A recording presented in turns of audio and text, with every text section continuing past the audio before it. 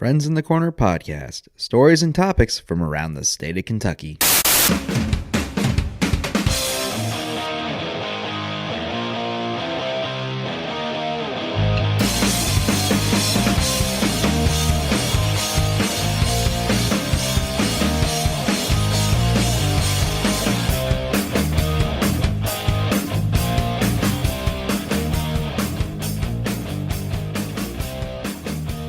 Welcome to Friends in the Corner podcast, everybody. My name is Dan Polly, coming to you from beautiful Lexington, Kentucky. And guys, it is the most wonderful time of the year. No, it's not Christmas. It might as well be. It is March Madness. Yes, the tournaments begin today in my hometown, Dayton, Ohio. The play-in games are getting ready to start, so be sure to check those out and get ready for all the college basketball action as we start winding down the college basketball season here. And we're going to talk about that in a lot of detail here today with my special guest from BBN Chalk Talk, Matt Smith. So we have a big episode here for you guys today. I'm excited to bring that to you. But guys, I got some more exciting news to talk about. So yes, March is here. College basketball is coming to an end. But also, this Saturday, March 23rd, will be my birthday. Your host, Dan Polly, is turning 28 years old, and I don't know how to feel about it yet. I'm starting to realize I'm coming towards the better end of my 20s. So we'll have to see what 28 has in store. But hey, you know what you can do for me if you really want to give me a gift or give me a birthday shout out? You can follow me on Facebook, Twitter, and Instagram at FITC Podcast. That's FITC Podcast. If you want to subscribe to the show, you can do that on a number of different platforms, including iTunes, SoundCloud, Google Play, Stitcher, YouTube, and now, as of this past week, Spotify. Yes, after months and months and months of trying to figure out how to get my show up there, we are officially on Spotify. So go follow Friends in the Corner on all platforms. If applicable, please leave a 5-star review and leave a review of any of the previous episodes that we have on there. And also, if you want to email the show as well, you can. That is at friendsinthecorner@gmail.com. That's friendsinthecorner, all together, lowercase, at gmail.com. Guys, there are big things coming to Friends in the Corner podcast. But guys, I don't want to take too much more of our time here because we got a big special episode here that we're going to get into. So I want to thank Matt again for coming on to this show, member of BBN Chalk Talk. In the last couple years, when BBN Chalk Talk first started, they specifically covered UK football. But in the last couple of years, they've gone to branch out and cover all sorts of UK sports, from baseball, rifle, and, of course, UK men's basketball. And in that incarnation of BBN Chalk Talk, Matt has kind of become the official voice for men's basketball on the podcast. And so I'm excited to have him on, kind of get some of his insight into what he's seen this past season with Kentucky, his expectations for them in the tournament, and, of course, what we think is going to happen here in March Madness as we get ready to jump right into it. So I'm excited. Let's just get right into it, guys. The March Madness 2019 episode. Here we go.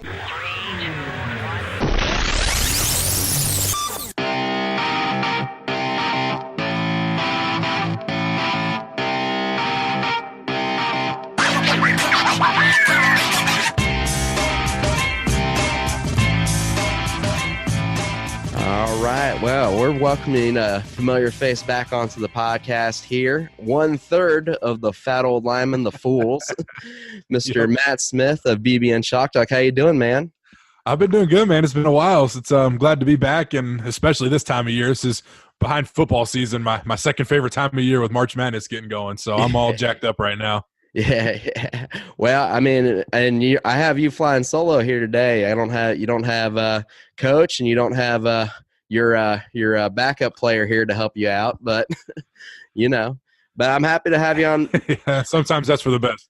Yeah, I'm happy to have you on, Matt, to talk a little basketball. If for the listeners here, if you haven't had the chance to, go back into our archives and listen to the episode we did of with BBN Chalk Talk on my show back in November.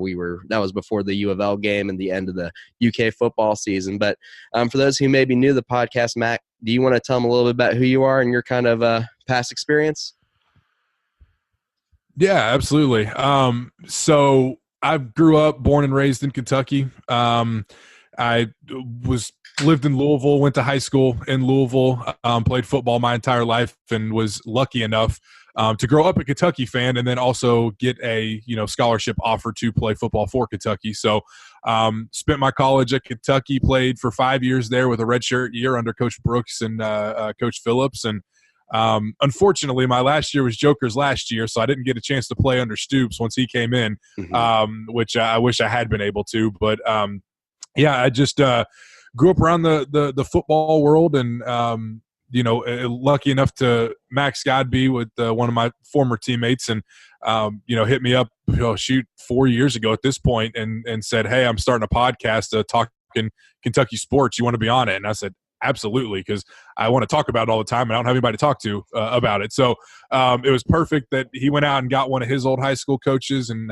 Greg Lyle, and the three of us have been doing the podcast game and getting into some radio now as well. So we've been just staying busy with that, doing 2 to 3 episodes there, just covering all you can Kentucky sports, not just football and basketball, but everything there in between. So we've had a great time doing it, and I love being in the podcast world and doing as much as I can to help others out, especially you, since you helped us out in the beginning. Yeah. So for those who weren't familiar, before Friends in the Corner was around, I was part of BBN Chalk Talk in the very beginning of the first season. I was their producer, and I had no idea what I was doing. I don't think any of us did.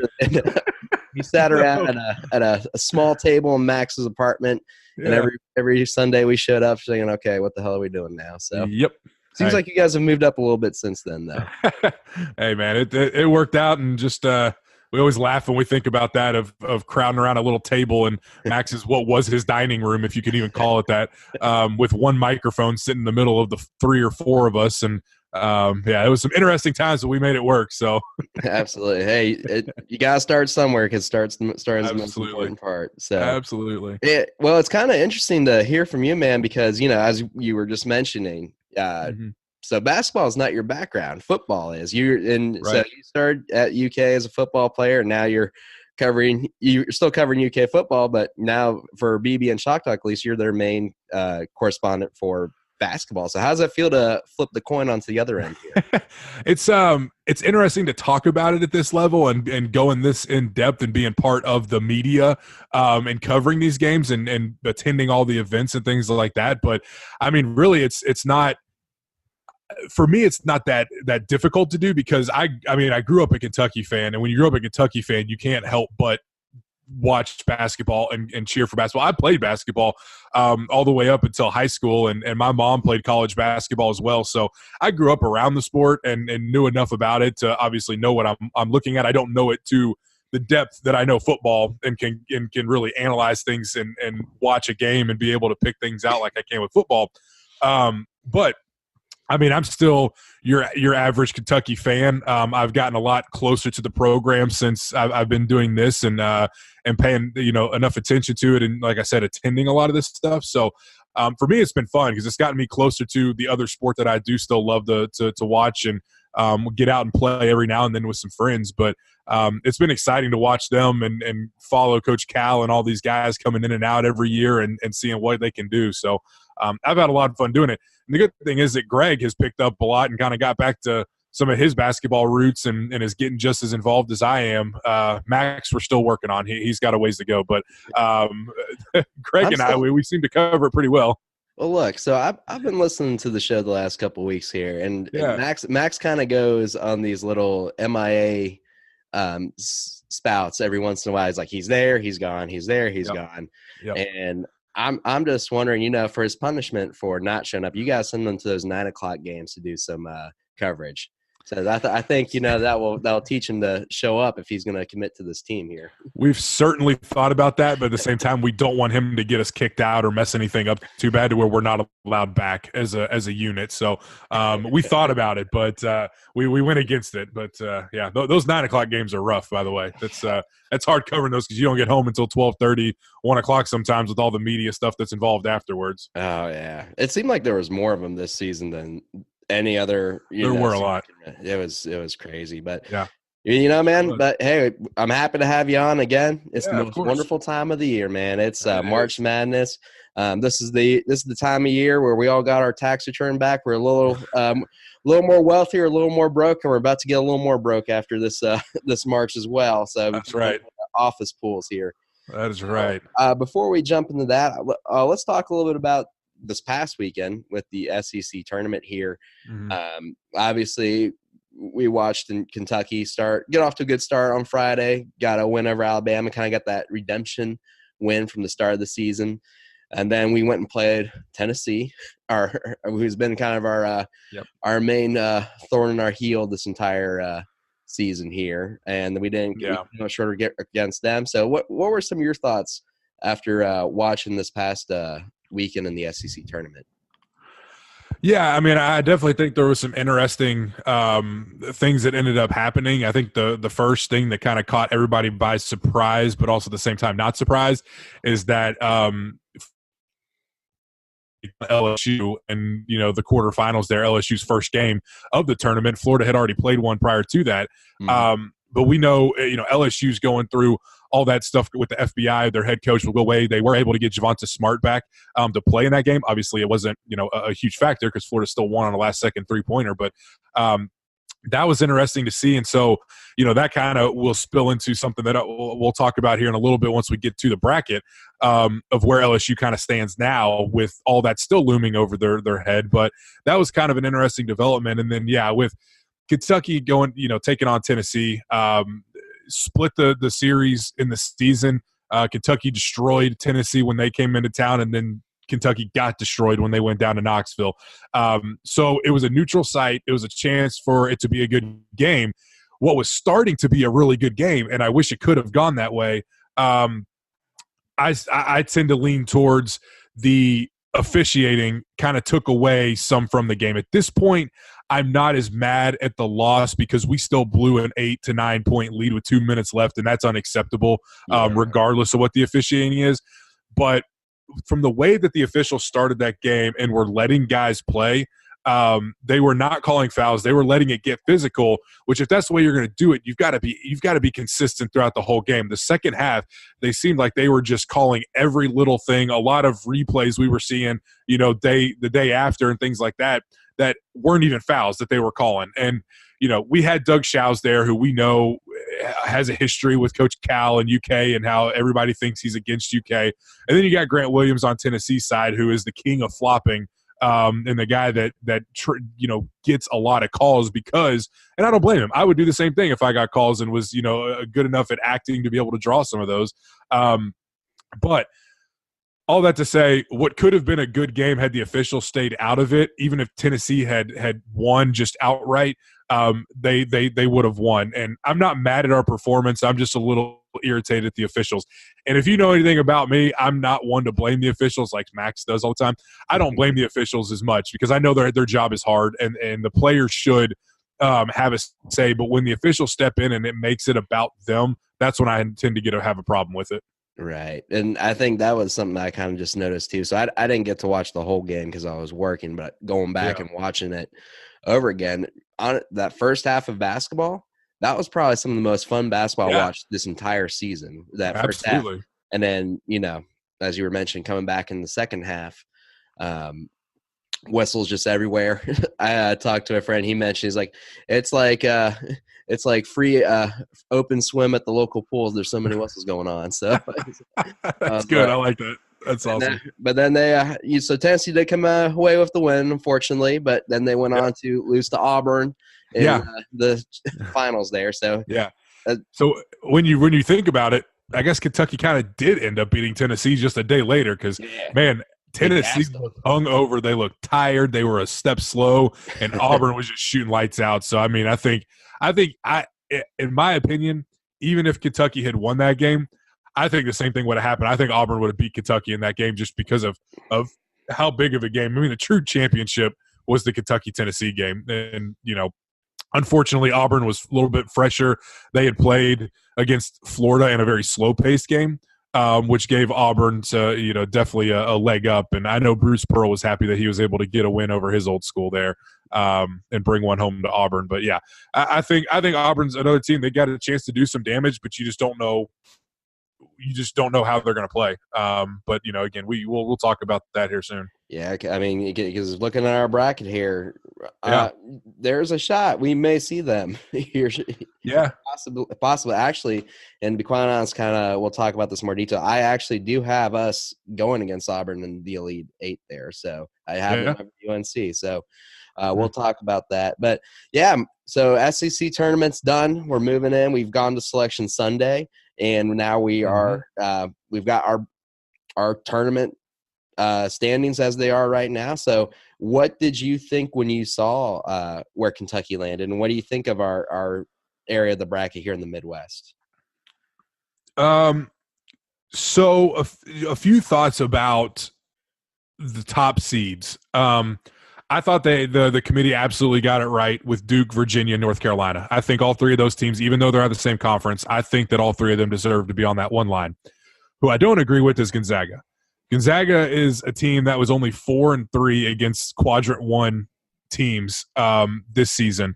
Who was the other teams? They compared it to just one of the 7 seeds. It was not Cincinnati. Oh, it might have been Wofford that they had compared them to and said that, Wofford's a 7 seed and they were 3-4 against Quadrant 1 teams. So like just one win off and you get a 1 seed versus a 7 seed here. But Gonzaga has the I guess the good thing for them is that they're out west. They don't play a lot of great teams, and so them putting up a record that's 30-3 looks impressive. They lost to St. Mary's in their conference championship.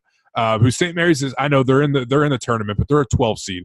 I think that should have had more weight. Actually. Oh, they're 11 seed. Yeah. Sorry. Yeah, you're right. And so I think Gonzaga should have been off that one line. I think Michigan State. I think if Tennessee won the championship in the SEC tournament, they should have gotten that last 1 seed. I think that Michigan State was more deserving of the 1 seed than Gonzaga was. But I also heard and just the committee chair and some of the committee members talking afterwards, it sounds like because Michigan State beat Michigan in the Big Ten championship, that they actually leapfrogged Kentucky in the rankings to where they ended up somehow in Duke's bracket. Michigan State did by winning it. Had they not won, it sounds like Kentucky would have actually been in Duke's bracket, which I'm very happy that Michigan State won now and we're not in that bracket. Yeah. But then I also heard that it came down to really 7 teams that they were considering for a 1 spot, the 4 that are in it. And then they said Michigan State, Tennessee, and Michigan. So it didn't even sound like prior to any of the SEC tournament that they were even considering Kentucky as a 1 seed, which was very surprising to me. I thought that Kentucky would have been in consideration, especially had they been able to win the SEC championship. So that was interesting for me to hear. But with all that being said, I don't mind where we are, to be honest. I would have loved to be in the West, even though the location's not ideal. I would have loved to have been in Gonzaga's bracket there, just with some of those teams that are on that side. I would have loved to be in the South just for location purposes against, in Virginia's side, because we could have been in Columbus and Louisville. But, we end up in the Midwest. I think North Carolina's a beatable team. I think they're a team that we match up very well against. We have beat them already this season. We're going against a battered Kansas team is in there. Houston's a team that, that 3 seed there that could get I don't know much about them, to be honest, but I know that they got beat by Cincinnati in their conference championship. And then but other than that, I don't hate it. As long as Kentucky takes care of business, I think that they could very easily get to an Elite Eight and even to a Final Four and not have many problems doing that. But I'm just glad we didn't end up in Duke's bracket, to be honest with you. Yeah, looking at that side of the bracket there, yeah, I'm pretty happy to be away from that as well. But and then looking at our region here, I think one of the things that I liked when I saw this is our familiarity of opponents we've got here. We have 5 teams that we've already played this season. Yeah. We've beaten 4 of them already. Right. And, so obviously some of them have gotten better probably as the season has gone on here. But to me, looking at this side, I feel like we've probably, unless we were in Gonzaga's bracket, I feel like we've probably got one of the easier roads to get to the Final Four if we can. Obviously, looking at the one opponent we couldn't beat was Seton Hall, and we may see them here shortly. unless Wofford, as you kind of mentioned, they're kind of one of those secret dark horse teams that people are talking about to Yep. beat it. But Yeah. I feel comfortable about where we're at. It's like, yeah, Jacksonville is probably not ideal for where we go, but as we learned a few years ago, football, the fan base will travel to Jacksonville. There's not a problem. Absolutely. Absolutely. But no, I feel pretty good about where we're at. After the Final Four, if we do wind up playing who I think we're going to be playing, I think we might all have an idea who we might be playing. Yep. I don't know how we're going to fare against that, but it gives but it looks good. One thing, and then even beyond just UK, when we look at the rest of this bracket here, I know for Friends in the Corner, we cover all things Kentucky. I mean, so UK's in this tournament, but we've got a lot of teams from Kentucky in this tournament as well. We've got NKU, the who shall not be named, Louisville, and probably my favorite dark horse this entire tournament, Murray State, and the Murray State Racers, and who have, for those who may not be paying too much attention to a lot of the news, have what's expected to be a top 5 guard in this upcoming NBA draft in Ja Morant. Ja Morant? Yeah, Ja Morant, yep. Ja Morant, who he averages 25 points a game, 10 assists. In the tournament, he got 36 points. I mean, that's just him. I mean, in this Racers team, they're 27-4. They won their conference tournament. They've won almost all their games by an average of 20 points. I mean, this team on paper is a pretty good little team here. Yeah, and I mean, I'd say that, all the 4 Kentucky teams, I don't think Northern Kentucky is going to make it out of that first round there. Texas Tech is a pretty good, pretty solid team that I don't think NKU is going to make it out. But I think all 3 of the other teams between Murray State, Louisville, and Kentucky, and like you alluded to, Murray State's definitely a dark horse, and everybody's looking for that. Who's that team that's going to make a deep run like Loyola Chicago did last year? Yeah. Who can make it to the Final Four? And I think legitimately Murray State can be one of those teams. I think I'm excited to watch that game against Marquette. I know Marquette's only favored by 4, which isn't much considering the seeding there. Because, like you mentioned, Ja Morant is the 8th leading scorer in the country and leads the country in assists. And then Marquette's got a guard named Marcus Howard, he's the 5th leading scorer in the country right now. So this guard play, like, that'll be a good battle and a good matchup. So I'm excited to watch that. And the other thing that I laugh at is this Louisville-Minnesota matchup, because NCAA always talks about how they don't create storylines by seeding teams together. And that's exactly what they did in this, is to put Rick Pitino's son, Richard, who coaches Minnesota, up against the team that fired his dad, is the storyline of the NCAA tournament in week 1 here. And they actually, I think, are the first game, if I'm not mistaken, on Thursday. They're like the 12 o'clock game on Thursday. So they're the first game to even play.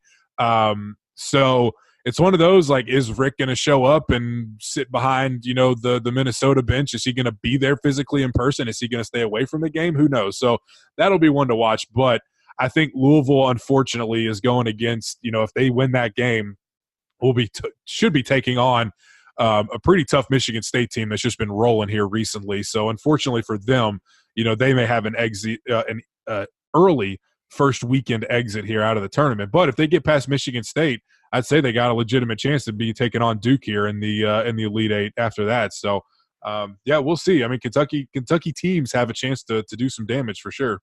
Yeah, it's going to be very fun to watch here, watching the especially these first rounds here, Marquette versus Murray, Louisville versus Minnesota here. Obviously, we play Thursday at 7:10 against Abilene Christian Wildcats versus Wildcats. We're going to preview that game here in a minute, but the other thing we kind of talked about earlier, I want to come back to, is talking about LSU, who is in this tournament and who has the possibility of winding up facing Louisville or MSU here down the road as well. And we talked about kind of the departure of Will Wade. Wade's been he's not been fired at this point. He's been suspended. Suspended for the wiretap situation that got him discussing paying players, and now Tony Benford is the interim coaching this team here. So what type of impact do you think that this will have on this team here? I mean, we saw, like we talked about earlier, we saw what impact it had by them, going down the quarterfinals there in their first game of the SEC tournament. And I circled this game, LSU and Yale, in this first one as in my East region.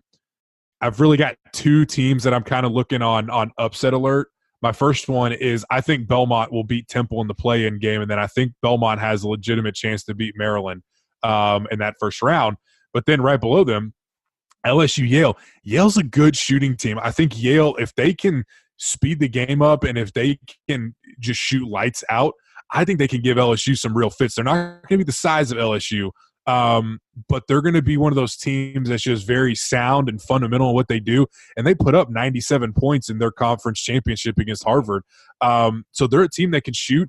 I would not be surprised, and I'm picking this as one of my bigger upsets of the tournament, that actually Yale ends up beating LSU and that this whole Will Wade situation just continues to just loom over this team and create a first-round exit for them. So I don't know. I think if LSU can win that game, I think they're just going to struggle to get by if they're able to get by any more games past that.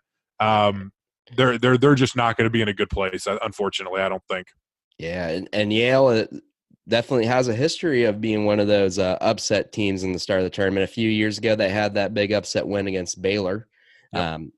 Don't ask me what they were ranked at the time or which year it was, but I remember it still. So yep. Yeah, 2016. That was 2016? Okay, yep. Yeah. So, we'll be pulling for Yale to see what they can do here for this team here. Mm-hmm. But, yeah, as we were talking about, so Kentucky is going to be facing Albany Christian here this week. So what are your thoughts? Have you guys gotten a chance to kind of look into Albany Christian, their team at all, or what do you guys think of this matchup so far? I mean, hopefully, as we kind of see, we see it as a bit of a cakewalk here. Hopefully it won't cause us too much issue, and then we can move on and to the next round here and maybe face Wofford or Seton Hall. So what do you think about this matchup?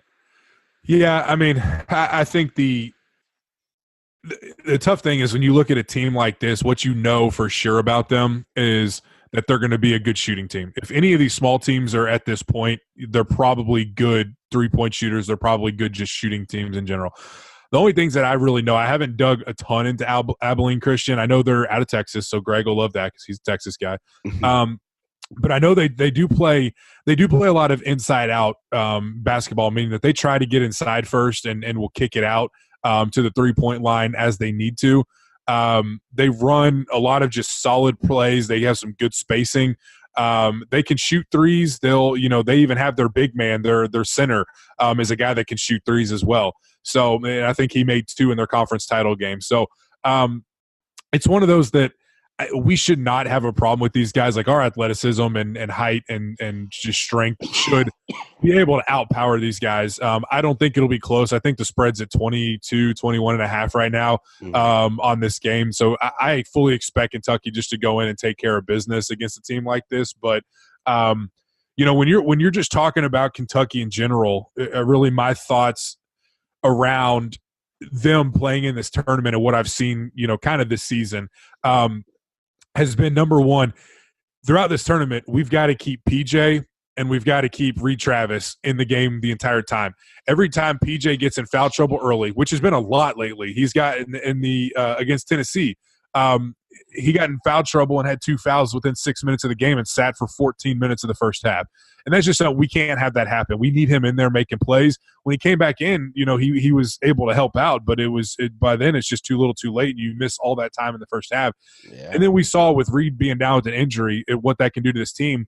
And then Reed fouled out at the end of Tennessee game. That's when we lost our lead. So those 2 guys are so important to this team. And then I just fully expect Tyler Hero has just been unbelievable here, especially near the end of the season. And I expect nothing less of him just to continue to put up some points and just do some ridiculous things out there. So if Kentucky can play like that and they can keep PJ and Reed into this tournament, I can absolutely see them in the national championship playing for that game. If they can't, I can see them losing at any point. I can see them losing to Wofford in the second round. I can see them losing to Houston right after that. I can see them losing to North Carolina. So that's the problem with this, is that there's just so much up in the air with this team in particular, but with a lot of teams that we've seen so much of the bad and the good and the bad from a lot of these teams. It's just going to depend on who shows up each week. But I think these guys, hopefully with that Tennessee loss, have such a bad taste in their mouths that it's a little different than losses in the regular season, and that they're able to come ready to go and fired up. And I think they'll be ready to go with a little bit of a break here between the tournament and SEC tournament and the NCAA tournament. Yeah, and that's kind of my thought process too. I mean, and this is just as true for Tennessee as we've kind of seen as much as Kentucky. It's if we can either our worst enemy can be ourselves sometime when we play. And we can either come out really strong and finish strong, or we can fall right on our butts. And there's no middle ground in a lot of these games here. So It's going to be interesting to see how it goes. Wofford, I know I've talked to a lot of people who said that's some of their dark horse pick. That some of them are even some brackets and some specialists even talk to. They even say, hey, if Walker beats Seton Hall, they could beat Kentucky if they catch Kentucky on the right game. So. Yeah, and here's the reason that they can is because Wofford has one guy in particular, but they've got many guys that can shoot the three. But they've got Fletcher McGee, who is like 3 3-pointers away from breaking the all-time NCAA record for most threes in a career, I think, or something ridiculous. Like this kid can just straight up shoot. And between him and these other guys that can shoot, one of Kentucky's Achilles heels is guarding the three. A lot of our guys like to crash down into the lane when someone's driving, and that kick out is always there and leaves guys wide open. And if you leave a team like Wofford wide open, they're going to make you pay for it. And that is what scares me about those guys possibly being against us in the second round. So hopefully Seton Hall can take care of them. We won't have to worry about it because I think Seton Hall is not as good shooting as Wofford is. Plus, that'll give us a little bit of revenge there on a team that we lost to early before we had figured things out. So we actually have the chance to play against Seton Hall. We have a chance to play against Auburn, and we have a chance to play against Duke. I think we have a chance to avenge like 3 of our losses, maybe even 4 if we can catch Tennessee in the Final Four. We can avenge like 4 of our losses throughout this season, throughout this tournament, if we can go the distance. And I think how cool would that be if the season started with Duke just blowing out Kentucky, and then they play in the championship and Kentucky's able to beat Duke for the national championship, and they just go full circle like that. I think that'd be a great storyline.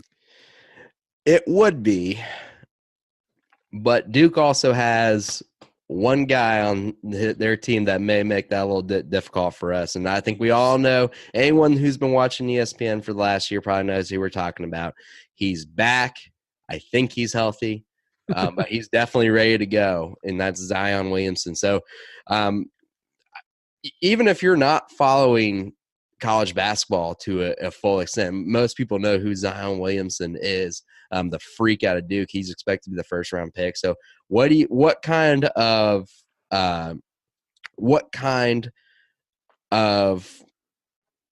impact does a player like Zion Williamson do for a team like Duke going through this tournament?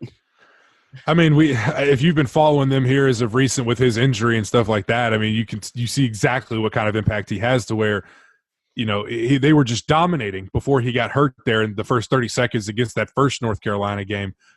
He goes out and he's out for a couple weeks, and they lose like 2 or 3 games within that time period.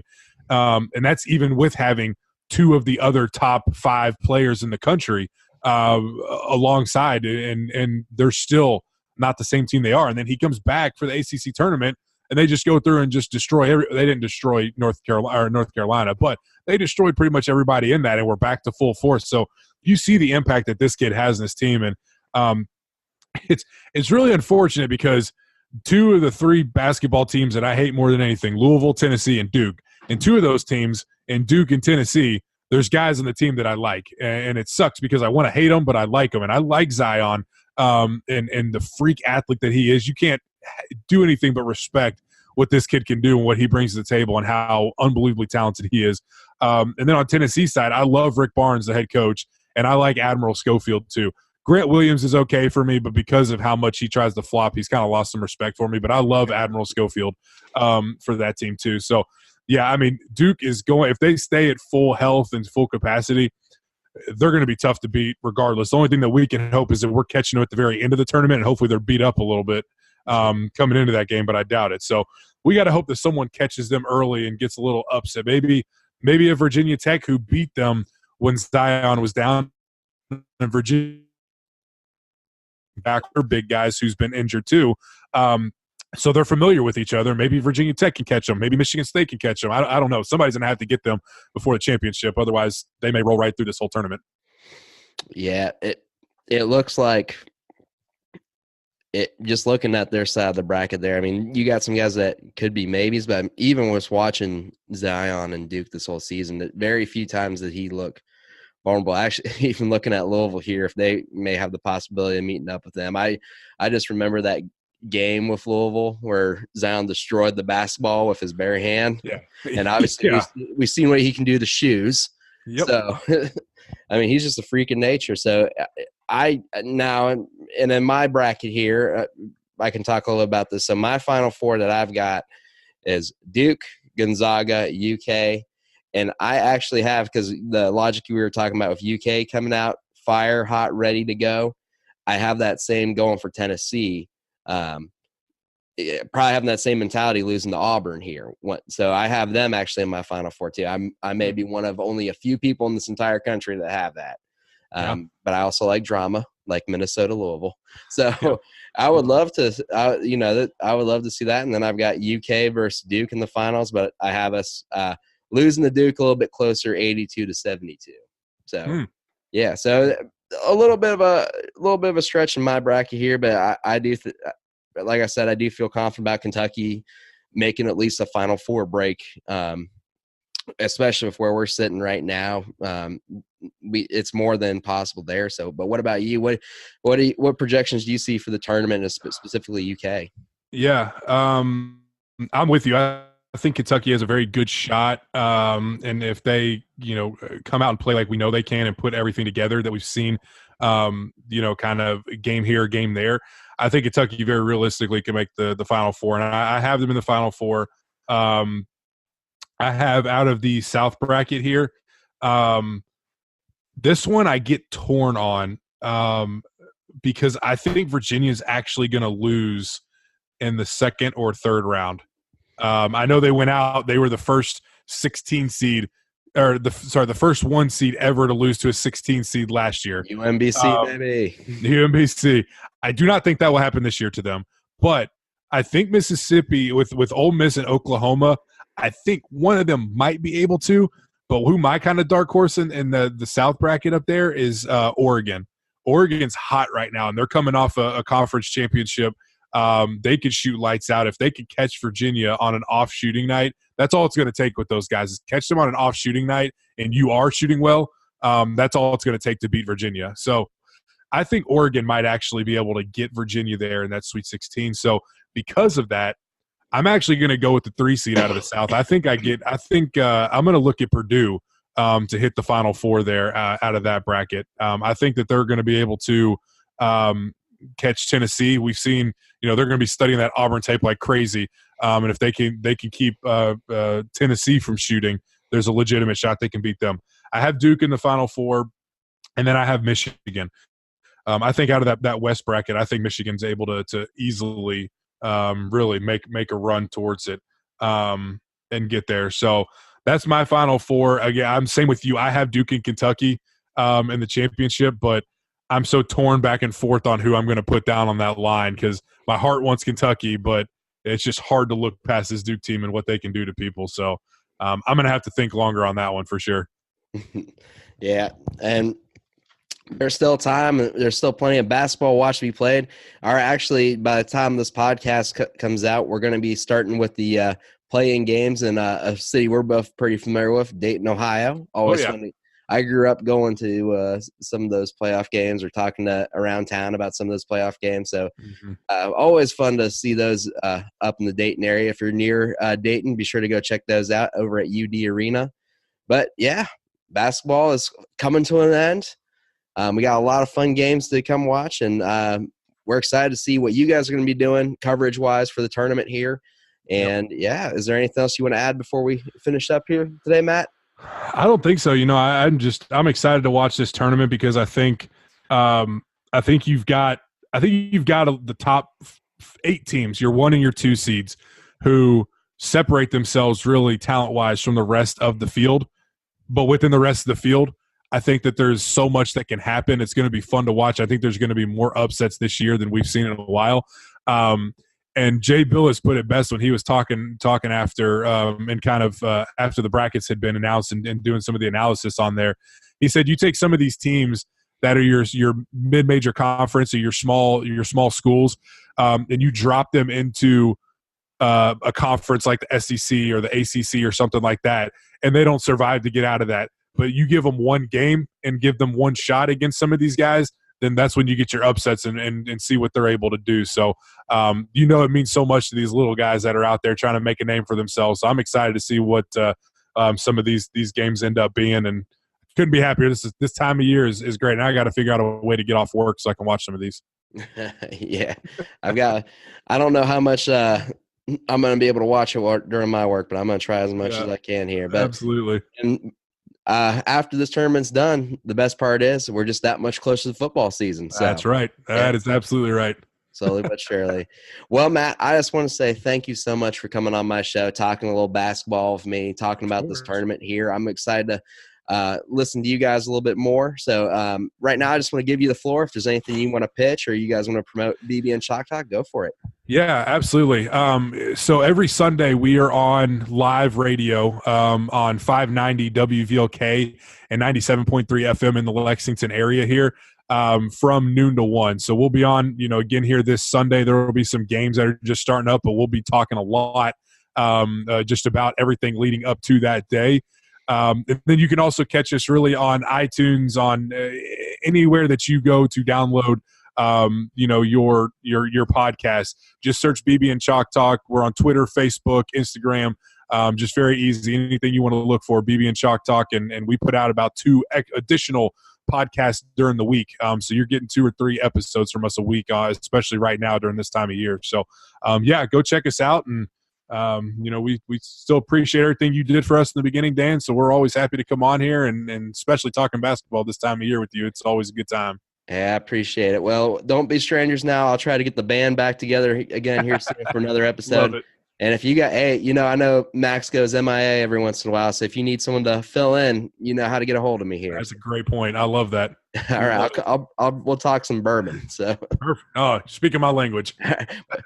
as long as we're good on the whole bourbon thing.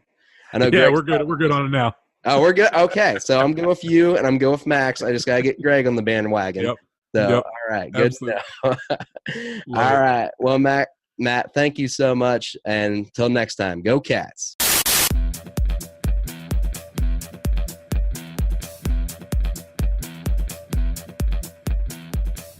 Well, that's it for our preview of the March Madness tournament. Thank you so much for Matt Smith from BBN Chalk Talk for coming on to our show. Be sure to check out the BBN Chalk Talk guys on Twitter at BBN Chalk Talk. Listen to their show on iTunes and Speaker, and be sure to listen to them on Sundays at 12 to 1, 590 WVLK in Lexington as well.